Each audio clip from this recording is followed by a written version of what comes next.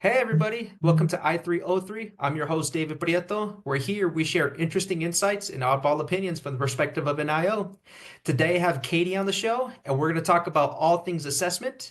We're going to get a little technical, talking about reliability and validity, and then we're going to pivot a little to talk about AI and its potential impact when it comes to assessments, especially as they're used in making hiring decisions. So if you want to find out more, stay tuned and watch this interview with Katie. Today, I'm joined by a very exciting person. We have Katie, who's going to be joining the call with us, and she's going to be talking about all things assessments, validity, and AI, especially how can we apply that into the workplace. But before we get too deep into it, Katie, do you want to share a little bit more in terms of who you are, a little bit about your background, and anything else you'd like to share? David. So my name is Katie Thomas, and as you said, I am a business psychologist. So I'm working in the UK, and I've spent the last 10 years working specifically in assessment. So my background is really in psychometrics and assessment design and delivery. So all things kind of personality and ability measurement, but then all things kind of assessment centers as well. Yeah. So group exercises, role plays, case studies, and that kind of fun stuff. Gotcha. And so when it comes to an assessment, for the most part, at least in the US, we're familiar when it comes to assessments in school and more of an educational platform. What are your thoughts on potentially embedding assessments in the workplace? How would you share that with individuals who maybe are not as familiar with how those play out at work? Yeah, so we use assessments to take out a lot of the guesswork when it comes to things like selection and development. So you can try to make things as objective as possible. You want to get rid of favoritism and other kind of biases that can come into play intentionally or unintentionally in selection and development. So that's why we really want to use assessments where we can. Gotcha. And from my experience, whenever I've brought up the idea when it comes to embedding assessments within the hiring process, potentially within training environments as well, some of the feedback I've gotten is, oh, you've never been a nurse. You've never been a Mm. mechanic. You've never been an accountant. I've been in this industry for 10, 15, 20 years. When you do get some of that pushback or some of that reluctance to embed assessments within organizations, I guess how do you go about maybe navigating around that or any best practices you like to share if someone does come into that pushback? No, and I mean, I get it as well, because if someone hasn't done an assessment before, but they've been doing a job for 20 years, Yeah. you can understand that distrust. But it's nothing kind of, it's nothing Yeah. sexy about Yeah. it, but job analysis is making sure that we're using the right assessments to start with. So we're not just trying to kind of shoehorn in any assessment for the sake of it. I don't want to tell someone how to do their job. I want to know from them what is needed to do the job well and whether an ability assessment is going to be a good predictor of what is needed in that job then, or a personality assessment. And so job analysis, that's a very technical term, but us IOs, that's the bread and butter. That is really at the foundation of most of what we do. But for someone who's never heard that term, how would you describe it? It's taking apart the things that you do day to day in your role into the most basic building blocks. So you're thinking about the things that you're doing, whether that's kind of running a stakeholder meeting. Okay, what do you actually need to be able to do that meeting? So it's things like good communication, maybe it's organization, thinking about building relationships with those stakeholders as well. And then even the smaller behaviors that come into building relationships, communication, completely starting from those absolute simplest foundations to think, what do I need to do Yeah. well in this role, and then how do I assess that, how can I predict it? Gotcha. And so from a theory versus practice perspective, I think us IOs we're heavily versed and we know the ins and outs when it comes to theory behind assessments, behind job analysis. Do you see any potential gaps or any areas where us as IOs can be better at kind of sharing the insights, sharing the benefits, relaying the scientific information when it comes to assessments or job analysis within the workplace? Long story short, or to simplify the question a little bit, a difference between theory and practice. What are your thoughts there? Yeah, it's a tough one because I've been doing this for a little while, and talking about reliability and validity of Mm, assessments, it mhm. feels very normal. But reliability and validity are junk words if you don't Yeah. work in this space. It doesn't mean anything. And it's really kind of breaking it down. So what are you saying? What are you Yeah. trying to say here? And when I talk about the validity of an assessment, I'm saying, does it work? Does it do what it says it's doing? That's the kind of simplest bit in terms of that kind of theory and practice gap. Gotcha. And when it comes to reliability and validity, for someone who's maybe never heard those terms, or this is the first time they're hearing about it, do you have kind of a go-to in terms of describing what it is and why they might be interested in it? Yeah, so validity is making sure that your assessment does what it is meant to do, and reliability is making sure that you are measuring what you say that you're measuring in an accurate and precise way. Gotcha. And so in the assessment world, when it comes to developing assessments or any kind of mechanism we're going to use during the hiring process, hiring practice specifically, we see AI is actually starting to tiptoe its little feet into our field, into our realm. Kind of want to get your thoughts. Do you see it as a force for good, a force for bad? Yeah. What do you think? Or it's a hard one because Yeah. I I do like AI. I do think that it's interesting and I think that there will be good to come out of it. I just think we really need to be up on what it's changing and how we can manage some of the unintended consequences, Mhm. some of the potential negatives from it. So, I mean, I quite like it. I think that thinking about the early career space, Yeah. emerging talent, there are so many competing other factors that students and graduates have to kind of manage with their time. And suddenly there are tools out there that help them with CV writing and cover letter Mm. writing and things that they might not necessarily have access to easily from other sources. And that can be a time saver for them, a massive, massive time saver when you're already under pressure, kind of searching for a job. But then it's also a leveler for different kind of playing fields for people that don't have access to resources and those people who would typically support you writing your CV or your cover letter. And I think that that is a good thing, although I don't love cover letters and CVs for Yeah. Yeah. applications. There's Yeah. all kinds of problems with them. Yeah. I think the tricky part that comes into you candidates using AI for assessments, I think we're not going to see the full extent of the potential issues with it for a couple of years because then we'll start to see actually if someone's using AI to really heavily enhance their application at whatever stage that might be, is that Yeah. application then still a good predictor of what they're going to be like in the job? And if it's not, we need to look at either controlling for the use of AI or Mhm. mixing up our assessments and changing how we're assessing people. Gotcha. So we're tapping into kind of the future of what assessments look like, but here you just mentioned the kind of the bread and butter, the tried and true, if you will, when it comes to cover letters and resumes. I also have thoughts on that, but when it comes to your idea, and they're in alignment with what I'm assuming you're going to be sharing. But what are your thoughts on that? Why do you see it as kind of maybe, what issues do you have? Well, people aren't perfect, and intentionally or otherwise, people can have all kinds of biases when they're screening Yeah. CVs. And it's only ever going to be written by that person so they can fill it with all kinds of painting themselves in the best light. Yeah. But then the other side of it, the flawed human being that's reading it and seeing a name on there, and that's triggering some kind of bias or where this person went to school or Mhm. what hobbies they have.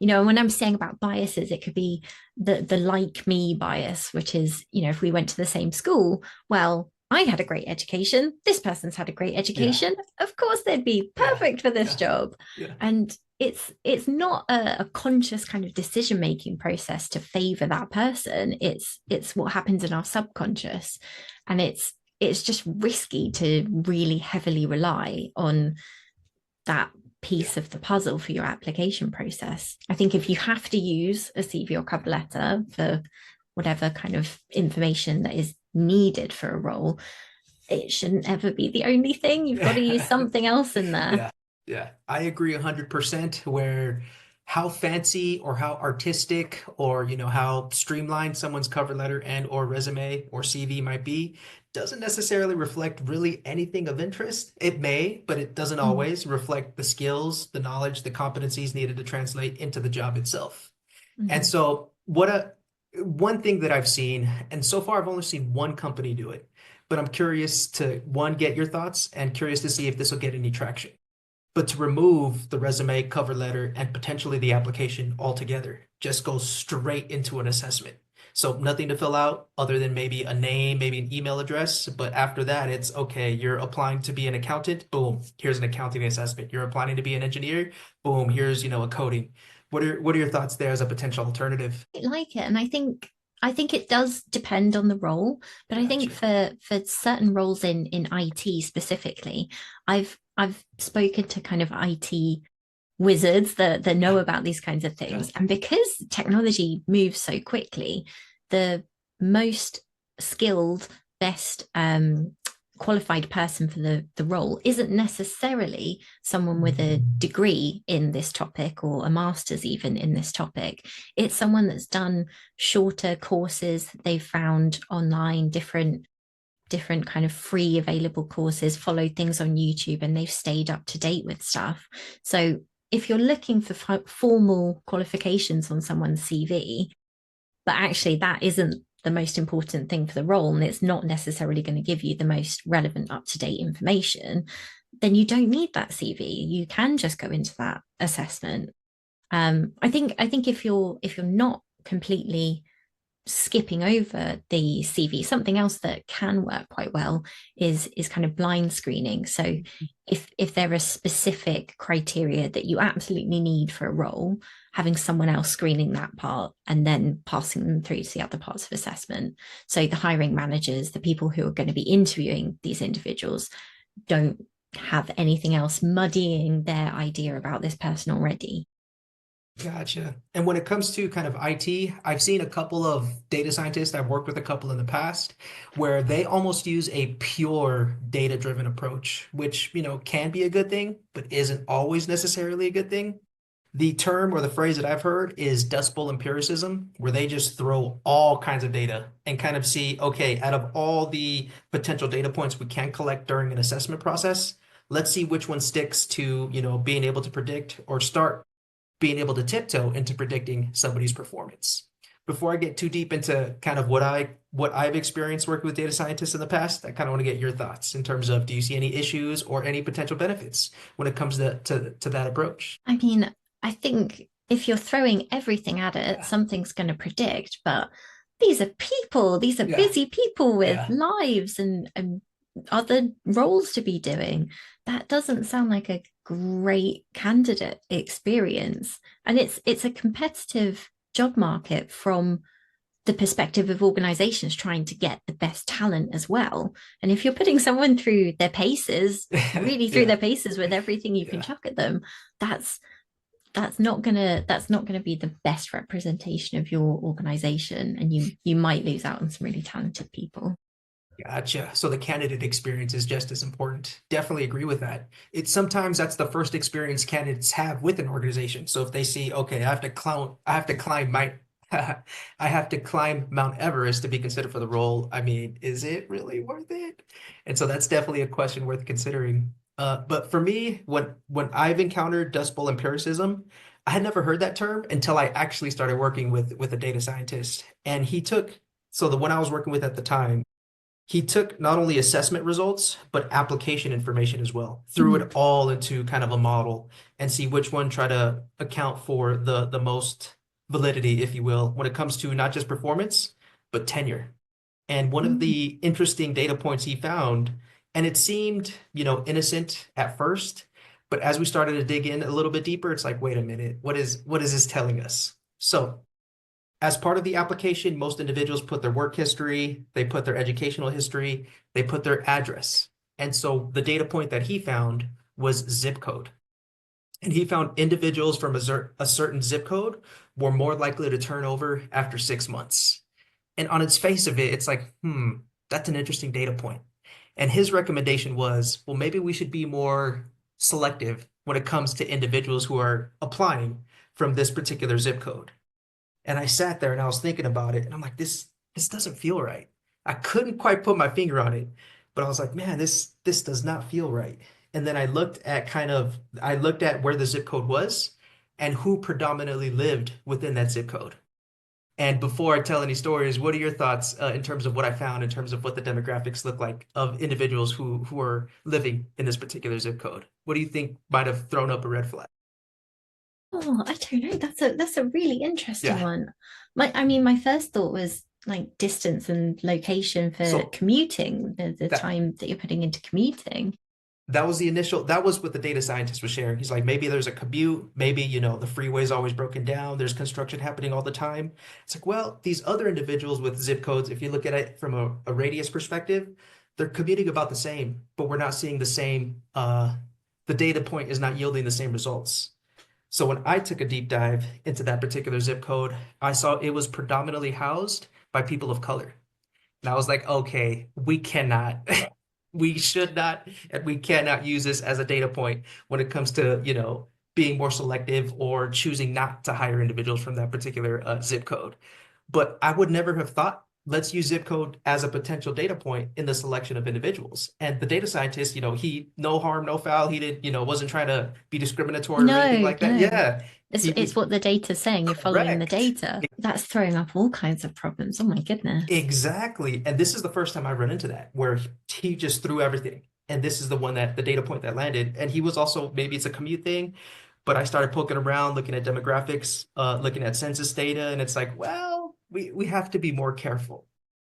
And so taking a step back, when it comes to data scientists and kind of these IT heavy focused assessment platforms, that's one of the things I think they need to take into consideration if they are using the Dust Bowl empiricism approach is, yeah, you could throw everything you want to try to predict performance, try to predict, some kind of metric of interest. But we also have to be more thoughtful in terms of, well, what is it really telling us? And so, yeah, I think that's a perspective that IOs can bring to the table to partner with data scientists. What are your thoughts 100%. there? 100%. Like we exist to kind of solve problems in the workplace, but we have to take that very people focused approach because workplaces are groups of people. It's a group of people, Yeah. and we do, it's not just data and numbers. We have to kind of look at those human stories. Yeah. Yeah. And so this may be a little of a tangent, but I'm gonna go with it. See, interested in hearing your thoughts. But more recently, working with another group of data scientists, one metric that I don't know how I feel about it yet is the organizational network analysis. So Hmm. essentially, it's looking in the background to see, this is my take, maybe I'm completely misinterpreting it, but it looks at the number of connections, whether it's meetings, whether it's emails, whether it's chats between employees. And then in the background, it pinpoints who are those kind of linchpin employees, meaning who seems to be the driver of all of this work. So Hmm. my initial gut reaction is that sounds very Big Brother-y, where they're watching everything I do, they're watching everybody I'm interacting with, trying to develop a metric or some kind of score to say, how big of an impact am I having as an individual employee when it comes to this organization? What are your thoughts on that? Do the employees know? Do they know about this? So not yet. It was Oh. almost like a pilot. Yeah, it was just the data scientists. It was kind of almost like a sales pitch. They didn't apply any data or actually start looking at employees, but from the sales pitch individuals from kind of the demo, they were sharing this is what the data can look like. This is what we can do. And internally from the HR and kind of data science team, there was a conflict where the data scientists were like, this is very insightful. We can pinpoint Mm. exactly who our critical employees are and either lean into giving them more developmental opportunities or identifying high potentials, whatever that may be. But from the HR perspective, it's like, well, from an ethical perspective, should we be doing this? Is that, Mm. an ethical way to be able to gather and start analyzing data, even if it is anonymized, even if it is confidential? I don't know. And the team never came to a resolution. They decided to pause. But those were kind of the two big thoughts. One is all the data available. The other is what are the ethical implications behind it? And those two continually came in conflict. And so, yeah, I mean, as a data lover, Yeah. I quite like the potential of it, but I feel like you could be in danger of putting too much weight on, because it's is it just the number of communications? So the takeaway I had is not just communications, but also meeting times, also a little bit of a scope in terms of, this person often works with this person who also manages this entire group of individuals. And so this relationship with this person is really critical. But yeah, I didn't get my hands on it to see exactly what its full potential can be. I worried that you would miss communications from Hmm, people who would maybe just get up and go and walk over to someone's desk that's a and have good a quick point. chat with them. You could miss things like that. But I think as well, everyone has worked with someone, been in a meeting with someone that will just kind of quietly be there, Yeah. not necessarily contributing that much, but they're physically there, and that would count into these numbers. Yeah. And if you're putting so much weight on the numbers, I feel like it could just be really dangerous, and you're going to miss useful things. I think you've got to have the qualitative with that quantitative. And in I'm not necessarily ruling out kind of network analysis. I think that's interesting, Yeah. but it shouldn't be the only thing. And I would definitely say always informed consent. The employee should know. Yeah, 100%. And so I sat there and I thought about it and I'm like, why do I have this feeling where just this uneasiness? I couldn't Mm, exactly put my finger on it. But then this thought started to come to me, especially when it comes to feedback and when it comes to potential upward feedback or upward feedback for lack of a better term from employees to supervisors. And so here's how I'm going to connect these two. So with organizational network analysis, I get the impression that it's mostly top down. So individuals higher in the organization are trying to see what individuals lower in the organization are doing. What if we also included the reverse, where individuals in the lower part of the organization can see what individuals all the way up potentially to the CEO themselves, what are they doing? Who are they interacting mm. with? Would the executive team still be as open to kind of embracing or utilizing this information? What are your thoughts on that? I think that's brilliant. Right? Yeah, It I should think so definitely be the too. whole organization. Yeah. And So it's I like, mean, okay, or go ahead. have you ever had a manager where you're like, I know they're busy, I'm sure they're doing things, but I don't know what. 100%. Yeah. And so, yeah, and not only that, but when it comes to feedback, even potentially with 360s, or specifically if it's just one way feedback, where it's this one manager essentially has my entire future with this organization in their hands. Is that Mm. fair? And as an employee, what options do I have? And so that's why I've started to become more of a fan of 180-degree feedback, 360 feedback. At least we're getting multiple perspectives. But I kind of want to push it one step further where it's can supervisor evaluations incorporate employee feedback? So almost upward feedback in terms of their performance evaluation. And I don't know how that would, operate. I don't know how if it would be embraced in our work world, but I always wondered, is that a potential viable future? I think it really should. Okay. I think it absolutely should. If you are being promoted to a managerial position, then alongside all of your kind of individual contributor day-to-day things, your KPIs, your what you're being graded against should also include how you are uplifting and enriching your team and your direct reports. Yeah. Absolutely. Okay. I definitely see that as another potential assessment that can be utilized in selecting those, mid-managers, directors, all the way up the chain. That we may have more formal assessments, whether it's competency or skills based, personality based, but also what are your direct reports saying about you? What is the Mm. experience like, reporting directly into you? Cool. So I'm looking at my notes here to see what else we can chat about. And so when it comes to AI, and this is something I've learned pretty recently, and you touched upon it a little bit, is it can potentially help individuals shore up areas of development where they may be not as good in, attention to detail, or they may be not as strong in reading comprehension, or, whatever that skill set may be. AI can help shore up those developmental needs.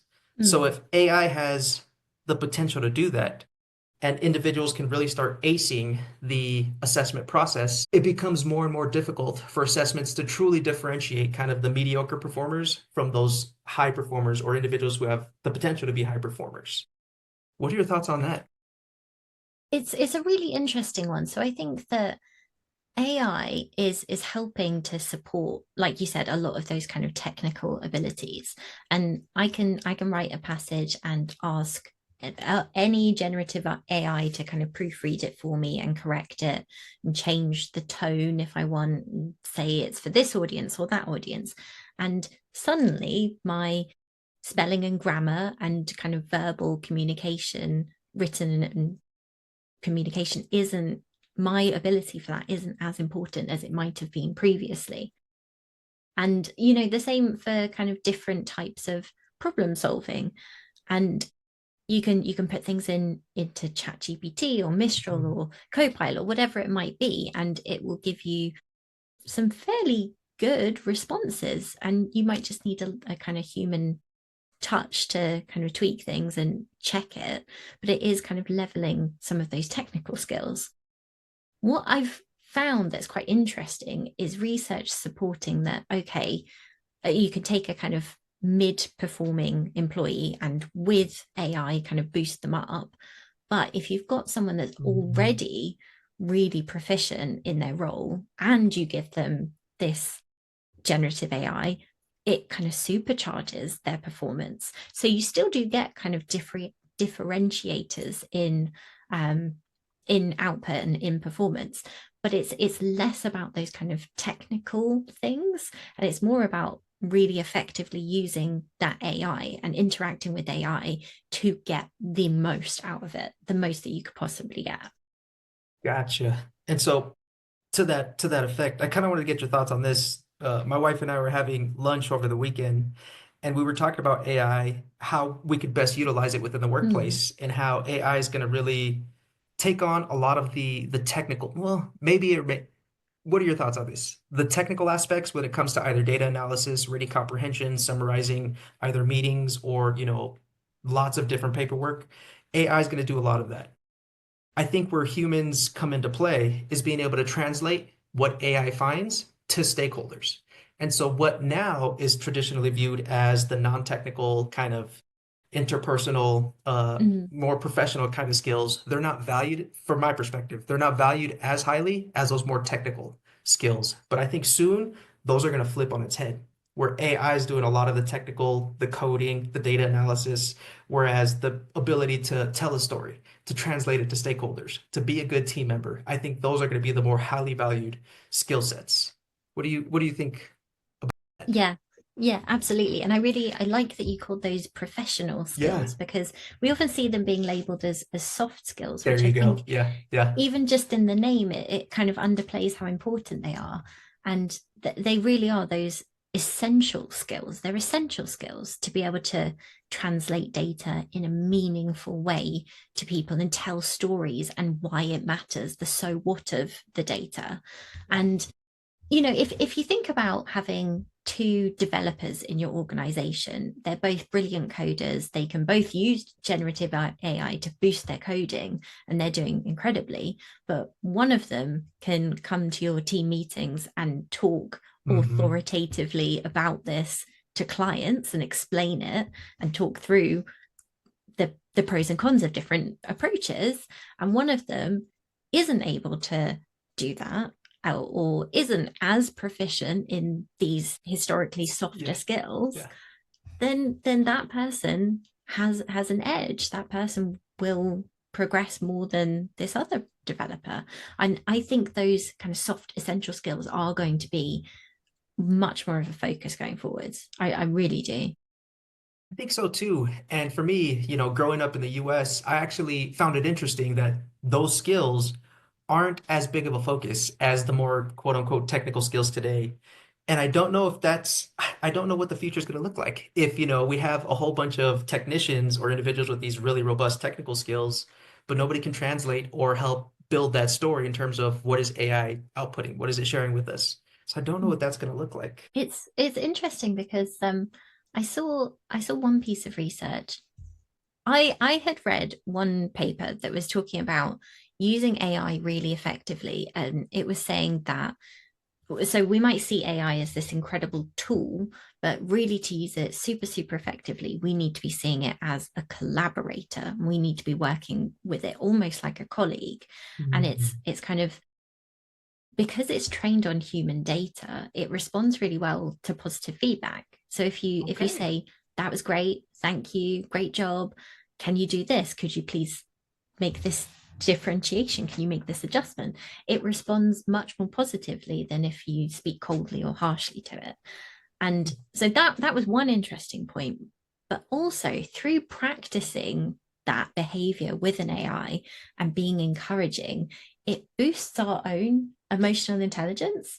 So we get that kind of reciprocation from the AI because we're getting what we want and we're getting that positive behavior out of the AI. It's boosting up our encouragement and those kind of softer skills, and it's coming back. So those softer skills are going to be really helpful going forwards. But even using AI could be helpful to us to develop those skills. Gotcha. Yeah, that's definitely something I'm gonna take into account. So I've been experimenting using AI, especially when it comes to generating images. And I've never Mm, thanked it or said, this is good, you did a fantastic job. So I'm wondering if I were to start doing that, it would get better in terms of, okay, this is what you meant. This is what I'm gonna mm. generate for you. So I'm definitely gonna put that in kind of my back pocket and see, okay, congratulations. Or, do you have any recommendations in terms of what I should say? I'm not even sure. Yeah. I mean, picking up what's good and saying, oh, I really like this part of the image. Okay. But if you could try to tweak it and do something like this, I'd really appreciate that. I haven't played around with this type of prompt as much, but I've Okay. also seen that if you offer to pay the AI, Hmm. or if you offer it a bribe, it will Okay. it will also That's come up with better interesting. results. Yeah. So it's not Again, that because different. it's trained on human behavior. Gotcha. Yeah, I was gonna say, so it's not that different for the rest of us. It sounds like that's interesting. Okay. I'm gonna play around with that Yeah. to see what happens. So one of the potential strengths I see when it comes to AI in building assessments is we can really build nuance or individualized assessments for individuals. But one of the conundrums that I'm seeing, and by doing so, we can develop really predictive either assessments, an assessment center, or whatever the case may be, and able to predict potentially each individual's potential to do well on the job. But one of the concerns or potential red flags that I see is if that's the case, each individual will have their own unique assessment experience. And so I don't know what to do with that. That we can have, you and I can both be potentially competing for the same position. We both receive an assessment, but our experience is individualized to the both of us because based on AI, whatever in Mm, this hypothetical world, it identified you're going to receive this assessment with these questions. I'm going to receive this assessment with these questions. I, and I don't know how IOs can help resolve that potentially may be the case, but I don't, it kind of interferes with the reliability of the assessment, being that we have two different experiences. And so how do we, I don't know the answer to that, but I'm curious to hear your thoughts on that. it's a tricky kind of balancing act, and some of that differentiation exists already. If you think about making reasonable adjustments, or having Good point. parallel forms of assessments as well, so that you don't It's a really compromise good the point. security of an assessment. And it's a balancing act because you want to keep the assessment safe. You want to cater and make sure that you're assessing people fairly and not disadvantaging someone who could be great at this role. Um, but you also want to make sure that it's fair for everyone. And at the very least, you're making sure that there's a perception of fairness from Sure. candidates. You don't want them to feel like, well, this person got easier questions than me. That's not going to be a nice experience for that person, A, but B, that's really not going to reflect well on the organization. So it is a tricky balancing act. And I think what it has to come back to is that even if you've maybe got slightly different questions or you're looking at slightly different ways of assessing people, you are assessing the same things. You're assessing the same behaviors, which you have analyzed as being really important for this role. And that's got to be the crux of your assessment. You're not kind of picking out these different behaviors just because these people are different, and you're differentiating their experience and individualizing their experience for the sake of it because it's a nice to have. It's based on something kind of tangible, and it matters that it has to be individual for them, but it's still assessing what is crucial for that role. Gotcha. So going back to your note about a job analysis, really being able to identify, well, what is expected in this role? So the way I'm thinking about it is, let's say, for the role you and I are competing in, multiplication is, for whatever reason, that's a critical skill set. So I may get the question 2 times 2, but you get the question 3 times 2. Technically different questions, but they're both theoretically assessing the same skill set of being able to multiply numbers Mhm. together. Would that be kind of a fair analogy? Yeah, you're assessing Okay. the same skill, and also with that kind of question, you would have piloted it and made sure that Gotcha. it's the same kind of level of difficulty. So we're not throwing in kind of randomly much harder questions for Yeah. someone over another person. Okay. So this next question I have is kind of a two-parter. So one is, from your experience, what do you see? Like if you were to do a job analysis on someone who wants to be an assessment developer, what do you see as the critical skills that someone potentially can work on to eventually start creating some assessments? So statistical analysis comes into There it you because go. of that kind of piloting, and you're looking at the quality of the items. Attention to detail is really important.